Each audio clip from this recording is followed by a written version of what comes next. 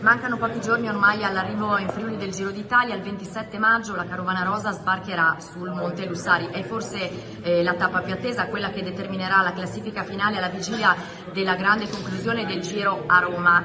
Siamo con Paolo Urbani del Comitato Locale Tappa. Urbani, ci racconti quali sono le istruzioni per salire sul Lussari? Perché dal punto di vista logistico questa tappa è sì spettacolare ma anche molto complicata.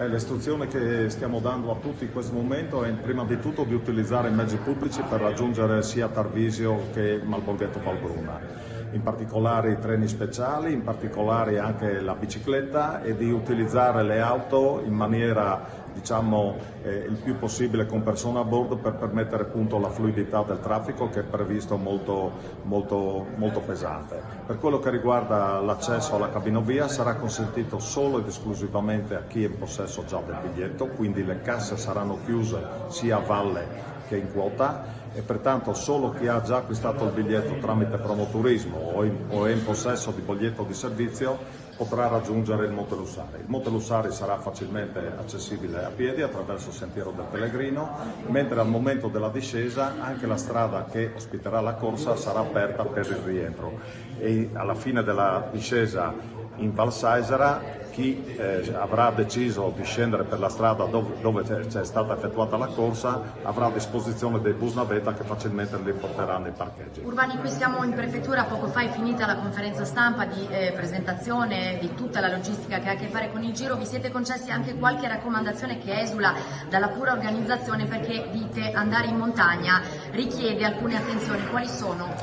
Le attenzioni particolari: ricordo l'abbigliamento e le scarpe prima di tutto, ma ricordo anche di portare viveri e acqua, perché naturalmente chi dovrà sostare per 10-12 ore in montagna c'è la necessità di reperire tutto quello che serve per fare una scampagnata. È chiaro che poi a questo aggiungiamo il fatto che non si potrà raggiungere il Monte Lussari in bici, quindi sarà proibito salire da qualsiasi accesso in bici, solo la cabinovia e solo a piedi. E raccomandiamo a tutti, anche per quello che riguarda gli aspetti sanitari e per quello che riguarda gli aspetti di protezione, di seguire i sentieri tracciati e consigliati. Nel momento in cui c'è il fine corsa raccomandiamo a tutti di non fare la calca verso la cabinovia, perché la cabinovia in una prima mezz'ora, 3/4 d'ora sarà riservata all'organizzazione e alle persone addette di servizio, e quindi raccomandiamo a tutti di fare una bella giornata di tranquillità, di serenità e naturalmente di godersi appieno la gara, perché è una gara unica.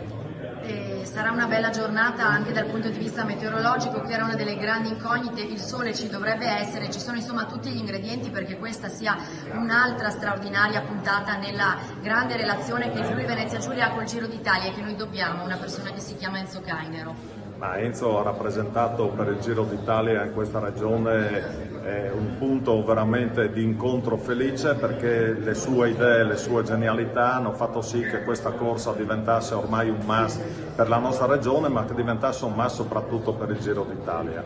Quindi io credo che la tappa che andremo a fare sul Lussari, nata da una sua idea di qualche anno fa, è al suo apice, ma io sono pronto a scommettere che quello che aveva testimoniato Enzo in questi anni col suo essere un uomo del fare verrà raccolto e portato avanti, e saremo pronti alle nuove sfide che Enzo ci aveva già tracciato. Lo riportate il Giro d'Italia in Friuli Venezia Giulia l'anno prossimo? Sicuramente.